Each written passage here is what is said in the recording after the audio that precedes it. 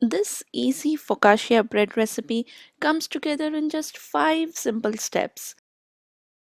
Flavored with rosemary and olives dipped in good quality olive oil, this homemade focaccia bread makes it rich, flavorful, and soft bread with crispy edges and crusty top that you are going to love. If that sounds interesting to you, then please do keep watching to know all the tips and tricks to make bakery style focaccia bread right at your home. To make a good old classic homemade focaccia bread, you would of course need some all-purpose flour or call it maida or plain flour. Let me quickly show you guys how to measure out flour as you guys had requested it to me in my previous other bread recipes and even in cake recipes.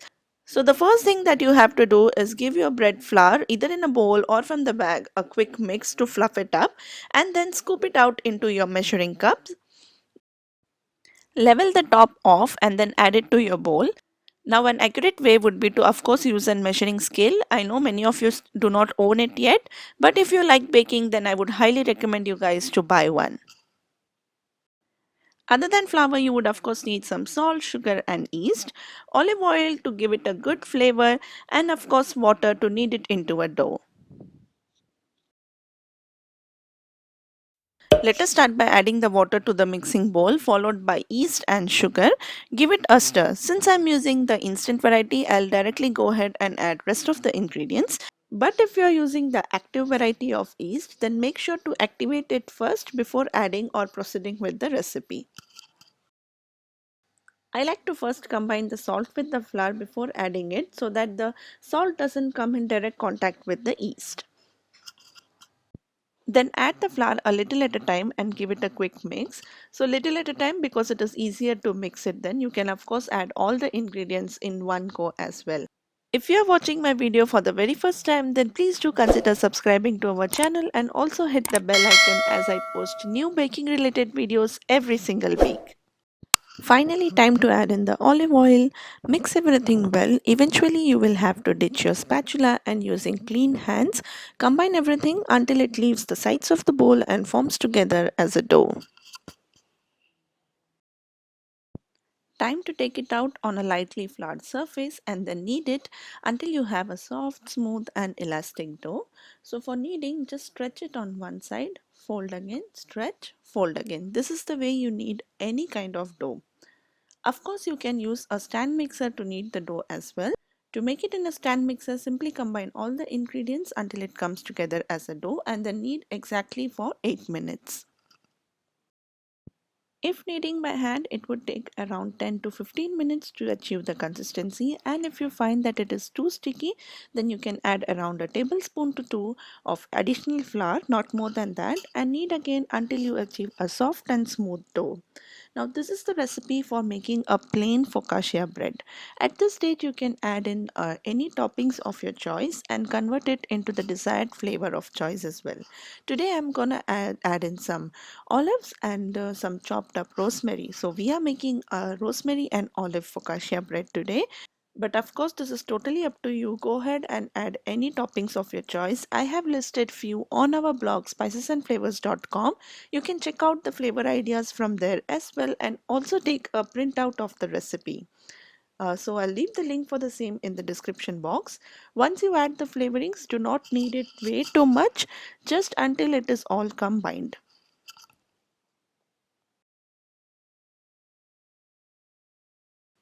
Finally, try to give it a round shape and make the top as smooth as possible. And now it's time for our next step, which is proofing.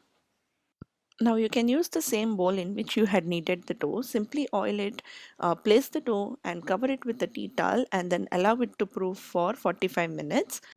By now you know that I like to proof my dough in an instant pot, so simply follow the same procedure of oiling the bowl and then place your dough, tap it with some leftover oil from your hand so that it doesn't dry out.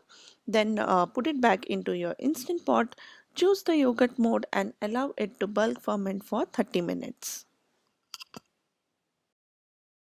But do remember to knock back after 20 minutes. That is, after 20 minutes, simply punch down your dough to remove all the air bubbles. Again, give it a round shape and proof for the remaining time, which would be 10 minutes.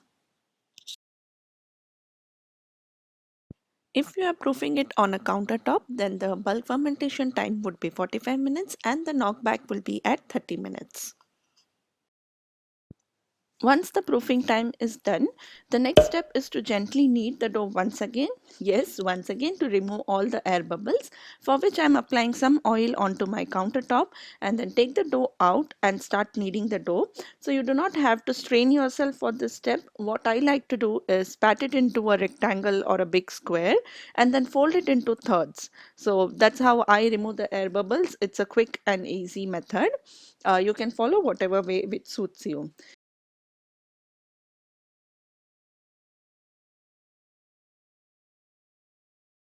Since you have stretched and worked upon the yeast, it needs some resting time. So we would again put it into the same bowl and then cover it with a tea towel and let it rest for 10 minutes. Then you can proceed on to the next step, which is shaping. To shape the dough, you would need a baking tray of 15 by 10 inches in size. Add in some olive oil and spread it all around so that the dough doesn't stick to it. And then put your rested dough into this and spread it so that it spreads onto all the four corners of the baking tray. After shaping the dough as per your baking tray, wrap it with a cling wrap or even a plain tea towel and then allow it to proof for second proofing, which is 30 minutes. After 30 minutes, take out the cling wrap and start making dimples on the dough. Look how soft and fluffy the dough already is. You can simply make out from the video. So don't be shy to press dimples, just deep enough so that literally your fingers should touch the base of the pan. So press in dimples and then add in a good amount of good quality olive oil on top of it.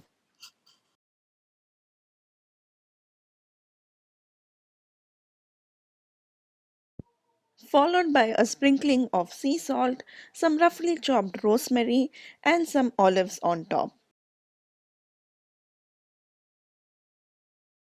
This brings us to the last and final step, which is, of course, baking. So bake it in a preheated oven of 210 degrees Celsius for around 20 to 30 minutes until you get a nice golden brownie crust on top.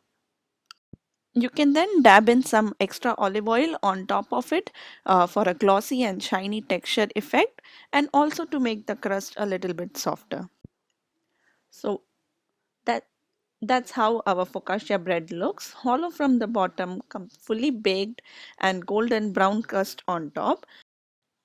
Once cooled, just slice it into squares or rectangles or any desired shape and then serve it along with soups, or you can also eat it on its own or serve it some with some dipping sauce. I have mentioned an amazing way to serve it in parties on our blog spicesandflavors.com.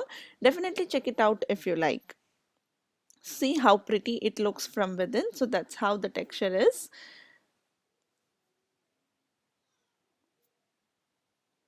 Hope you guys are enjoying the bread baking series on our channel, and if you are doing, then definitely hit that like button so that I know that you are enjoying.